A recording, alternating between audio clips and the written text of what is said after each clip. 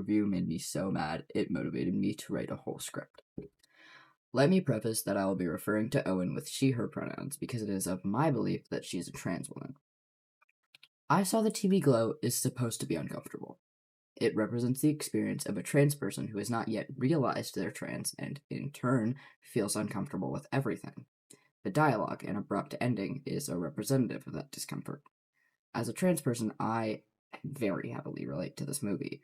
It encapsulates how dysphoria makes you feel, so destitute and alienated, even when you don't know why you feel that way. Isabel, or Owen, is a beautiful representation of a trans person who never figures out why they feel so wrong, all the time, and never becomes who they truly are. Her transness and discovery is also seen in her time spent with Maddie watching The Pink Opaque, how it's seen as a girl's show, and yet she still enjoys it, and how she is Isabel. Isabel, a woman, Isabel, the character in The Pink Opaque. Owen, who is supposedly a man in real life, yet is a woman in the life that she is supposed to be living. See how this could be interpreted as a trans allegory? She's seen putting on dresses at Maddie's house too, and while being a trans woman isn't all about dressing, as general transness isn't all about dressing, for most trans women, it's one of the first steps that really opens your eyes to who you actually are. The first time that you put on feminine clothing, and you feel right. You feel at home. It feels good. Even down to the shot of Owen under the parachute as a kid. The parachute having primarily trans colors. How she's the only one who stands out. The only kid standing up.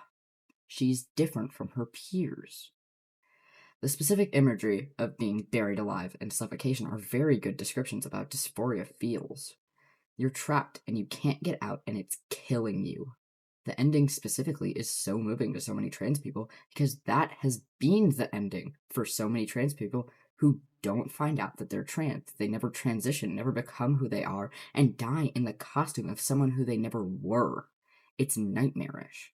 Especially with how you can tell she wanted to. She wanted to go with Maddie. She wanted Maddie to come back and take her with her, but she's scared. She's scared that she's wrong, and that's what prevents so many trans people from transitioning. They're scared that they're wrong.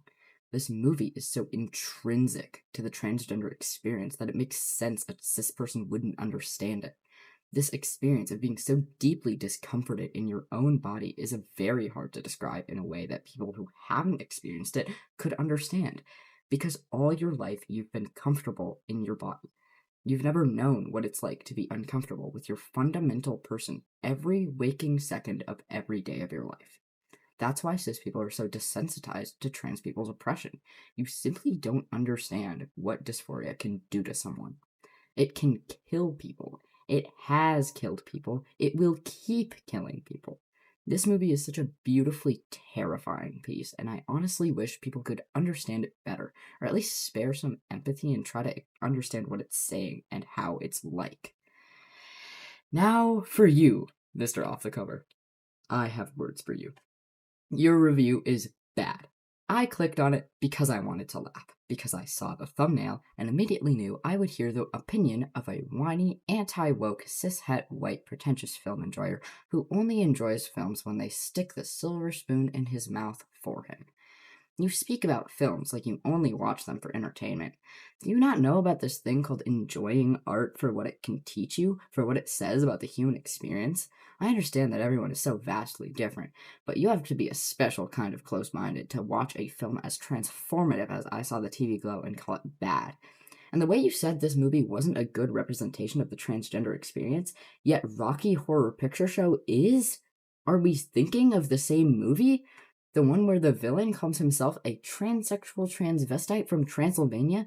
There's no way that you're saying the film with the song that has the lyric, in the words of Sailor Portia on Twitter, I'm a she-male tranny from Autogina, Philadelphia, is good transgender representation.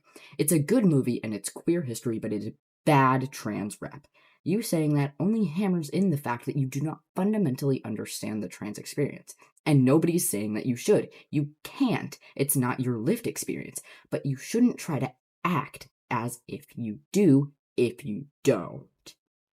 I went on a bit of a ramble, and there's more I could say about this movie, and I want to say about this movie, but I don't know where to put it that would end up cohesive, so I'm leaving it at this for now.